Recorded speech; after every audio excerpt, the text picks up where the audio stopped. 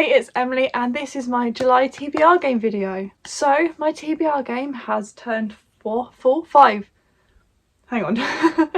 I started it in July 2019, 23, so 4 years ago today, or like this month, I started my TBR game, which is Serpents and Stairways. And so for that, I've decided to create a whole new board, and so this is Serpents and Stairways Part 4. I haven't had it laminated yet, but it'll get there. So this is my new board.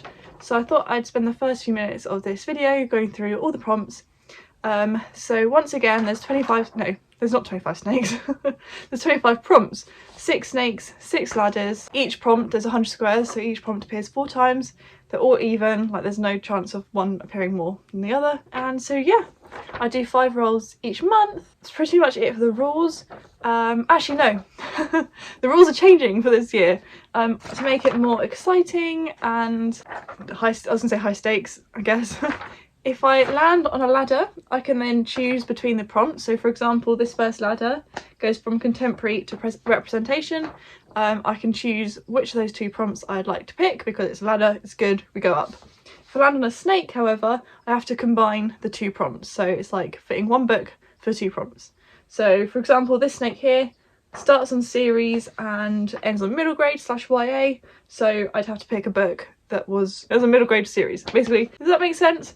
So instead of just using the snakes and ladders to go up and down, I've kind of increased the kind of stakes of it to make it more exciting and yeah, more fun. And with that, let's go through the prompts. Prompt 1, adaptation, and that is a book that's been turned into a TV show. It's been adapted, TV show, movie, theatre production, musical, etc. Prompt 2, all-timer, so a book that's been on my TBR the longest, kind of a TBR veteran, that kind of vibe. Prompt 3, booktube recommends, so this is a book that I associate with a certain booktuber or someone in the community that recommends a book a lot. For example, Rachel goes on about The Dead Romantic, so I could use that for this prompt. Prompt 4, contemporary, pretty self-explanatory, a contemporary book. 5 is fantasy / sci-fi. I don't read them that much, so that's why I combined fantasy and sci-fi and a book in that genre. Number 6 is flip a coin. So I picked 2 books, give one heads, give one tails, and flip a coin to the side, pretty self-explanatory. Number 7 is free choice. Once again, fairly self-explanatory. I get a free choice over any book I can pick, any book on my shelf. Number 8 is Henry pick, and that is my brother, and my brother will come in and pick a book from my bookcase. Then historical is number 9, so a historical fiction or a historical non-fiction. So for example, I have been using horrible histories books for this prompt before. Number 10 is horror, and that is, yeah, a horror book, a book in that genre.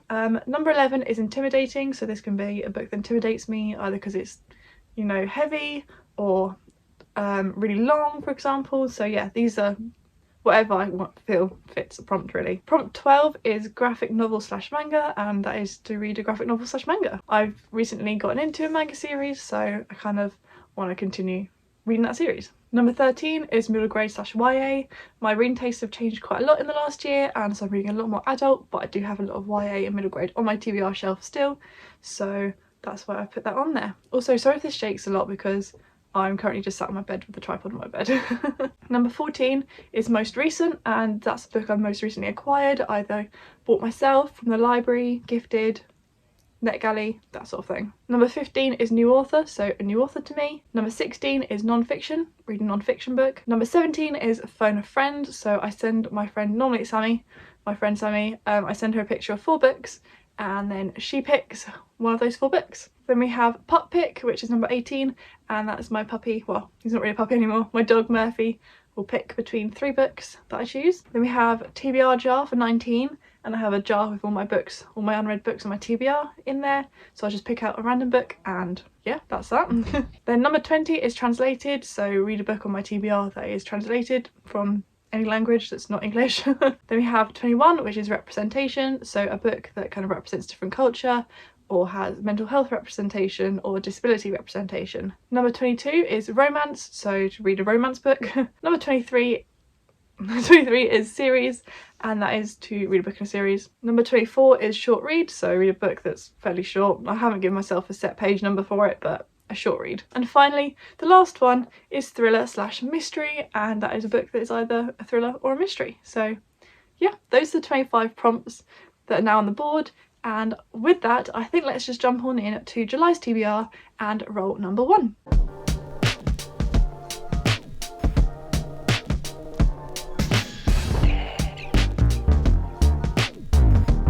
So as you just saw, roll number 1 gave me Old Timer, and for that I've decided to pick His Bloody Project by Graham McCrae Burnett. This has been on my TBR shelf since 2017. It was in my first ever book haul video, which I posted in 2017 on this channel before I stopped posting. I posted about 5 videos that year and then just stopped again. This is also Chloe's Crime Scene Corner book club book pick for the month, so it works out really well. And yeah, like I said, this has been on my shelves for like 6 years now, so I'm glad I can finally get this off.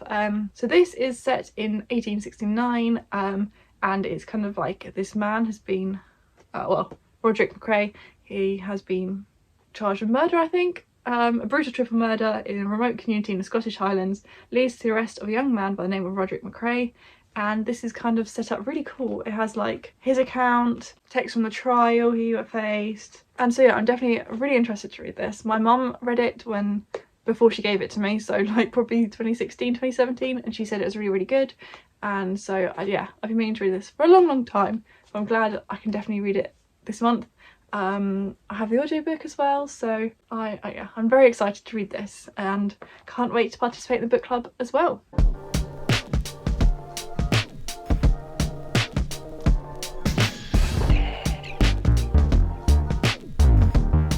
So as you just saw, roll number 2 gave me BookTube Recommends, and for that I've picked New Moon by Stephanie Meyer. Once again, a Chloe book club pick.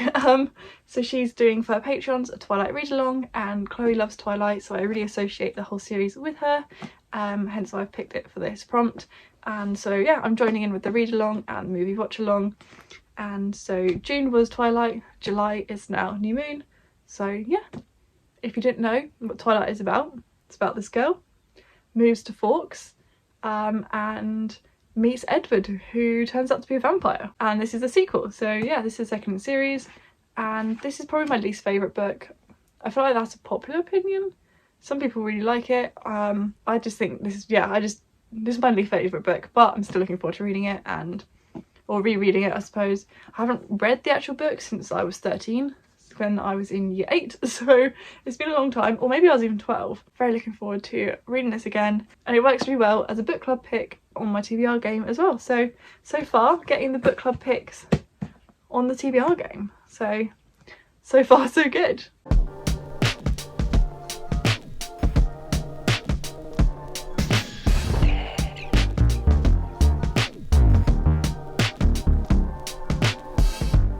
Then we have roll number 3, and roll number 3 gave me historical, that is 3, and for that I've picked The Mercy Seat by Elizabeth H. Winthrop, and it is the 3rd of July that I'm filming this, so I have already started this. I'm about 174 pages in, really enjoying it, but we'll save that for the wrap up. So yes, this is a historical. It's set in 1943 Louisiana, and it's such a heartbreaking story. I'll read you the back because I feel like that explains it better. In a small Louisiana town, one baking hot evening in 1943, a young black man sits in a cell awaiting his end.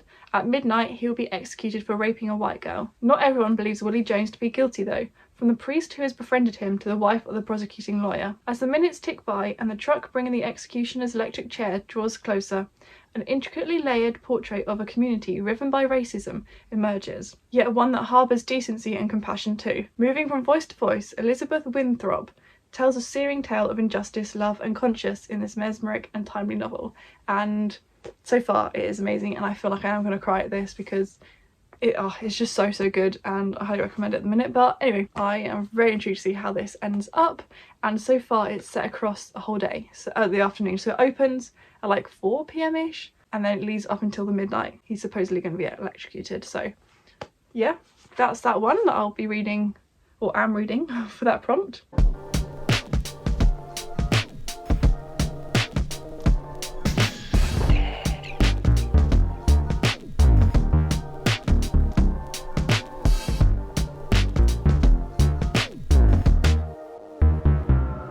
So then we have roll number 4, which gave me most recent, and for that I have acquired quite a few books since I did the rolls, but I picked for this one Wrong Place Wrong Time, which I did buy, I think, I want to say May, so it's still a fairly recent purchase.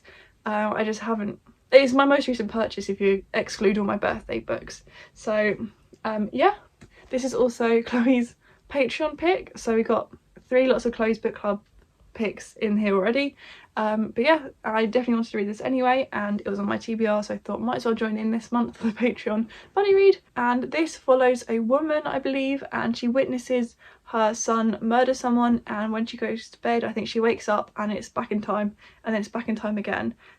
So I believe actually today we're meant to start reading this, but I haven't picked it up yet because I'm just enjoying this so much. This is a thriller. I haven't read anything by Gillian McAllister before, but I've heard really good things about Wrong Place Wrong Time, and I believe my grandma wants to borrow this after I've read it because she was with me, or like she kind of bought it for me. She gave me the money when I visited her to buy this, and so she's actually very interested in reading this as well after. So yeah, I am really looking forward to jumping into this. I haven't read a thriller like this in a couple months. It's been a while, and apparently it was the Thrill of the Year for the Sunday Times, so very looking forward to. What are the words? Either way, I'm looking forward to jumping into this, probably later today if I can finish the Mercy Seat. So I'm just very intrigued at how it works with the whole like going back in time kind of thing, and how you get out of that sort of situation, because that's like my worst nightmare, not knowing how to get out of that.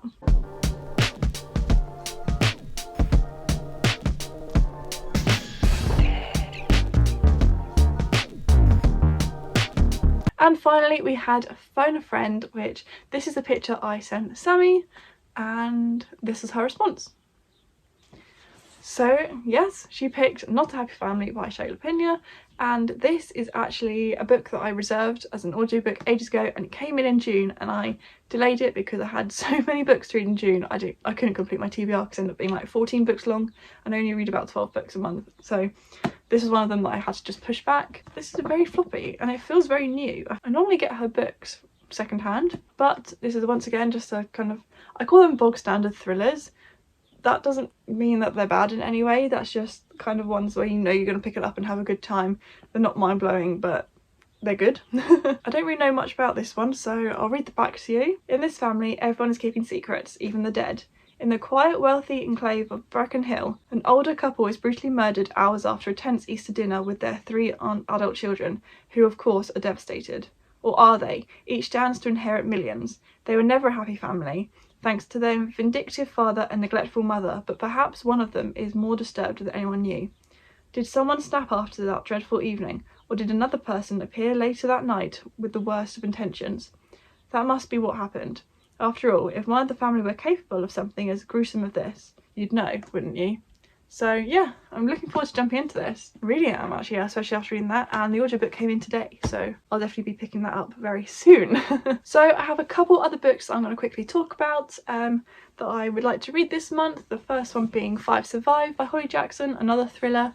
There's me saying I haven't read one in a couple months, and now I've got about 3 in a row. So this was gifted to me by the lovely Rhiannon for Christmas this year, and yeah, I can't wait to jump into this. I've heard good things, I've heard a couple mixed things about this book, but it seems really intriguing, especially how it's set over 8 hours, it says in front. So I really enjoy books that are set in like a certain time frame, as in like one day, a certain hours, just like it's a short period of time over across the book. This audiobook I reserved ages ago on BorrowBox, and that came in yesterday, so that's why I'm going to be picking this up soon. So I have 3 weeks to read that. I'm looking forward to a YA horror thriller. Just haven't read one of those in a long time because I tried to read As Good as Dead and put it down. But yeah, I think someone is like targeting these like few friends when their RV breaks down in the middle of the night, and then they realise actually did someone shoot out the tyre, I think is what happened. I don't know, but I'd like to read it very quickly if possible, like in that short space of time, like across 8 hours, but doubt that will happen with my busy life at the minute. But yes, that's that one. Then we have a big chunk of the book, and that is A Little Life by Hanya Yanagihara. I tried reading this a couple years ago with the read along that was hosted by I think Rhiannon, Rachel and Chloe. They did a read along, and I got about 150 pages in, and I DNF'd it. I just was not vibing with it, but like I said earlier, my reading tastes have completely changed, so I want to give it another go. So me and Rebecca are going to jump in and give it a go together. We're going to buddy read it, but we have divided it up into like millions of page chunks. We're not going to rush through it. We're doing about 25 to 30 pages a day. So it should take us about, I think, 25 days, but it's just, you know, something we can take slowly, read across the month, and hopefully I'll enjoy it more. I have heard that the author didn't do much research into some of the things that happen in this. I don't really know what particularly. Some people absolutely adore this and others just don't get along with it at all. So I'm definitely intrigued to give it another go and see, now that my reading tastes have completely changed, this is the normal book. This is the sort of book that I would lean towards nowadays. Not necessarily something this size, but like this kind of literary fiction is what I lean towards now. So I'm looking forward to giving it another go, especially with Rebecca. It's going to be a good fun time. Well, this might not be a fun time, but it's going to be fun to buddy read. And then we have one more book that, well, I actually have two more books on my TBR. One is Boyfriend Material by, I want to say Alex Hall. Is that them? Someone Hall? Ashley Hall? But that is my kind of in-person, my friend's book club pick for this month, that my friend Alex, maybe that's why I think the name's Alex, because Alex picked it. But Alex will be reading, no, he won't be reading, he picked it so that we will be reading. And so I'm really looking forward to it. It seems like a very nice light romance. It's male and I don't know any more than that, and so I think that's just gonna be a nice summery read, hopefully. He said it's like a romantic comedy sort of thing, so I'm looking forward to it because we've read fantasy for the last couple months, so it would be nice to have a more realistic fiction based book for the book club. And then the last book that is on my TBR, I have ordered, it hasn't arrived yet, and I will probably talk about this later. Me and Rebecca and her sister are doing some slasher summer reading sprints towards the end of the month, and so for that I'm going to be picking up a book that I will leave you in suspense for because I couldn't believe it when I found it. I'm not gonna lie, when I found it on Amazon it literally just popped up by accident. It was just recommended to me and I was like, oh my god, this exists, and I just couldn't believe it, ordered it and decided that's what I'm going to be reading for our slasher summer reading sprints. But that is it, that's the last book on my TBR. So yeah, so that means that's my physical TBR plus Boyfriend Material plus this slasher book that's not really that slashery, but it's kind of like that kind of camp horror-y kind of vibe. Anyway, but yeah, I'm looking forward to jumping in. Look how stained that new moon pages are. But yeah, I'm looking forward to jumping into these, and hopefully I might get a few other like free choice reads, some mood reads, that's the word I'm looking for, throughout the month, as I have acquired quite a few new books for my birthday that I do want to jump to very soon. But yeah, so with that, thank you very much for watching. Please give the video a like if you enjoyed it and subscribe if you're new around here. I really do appreciate each and every one of you. And yeah, I'll see you soon with a brand new video. Bye.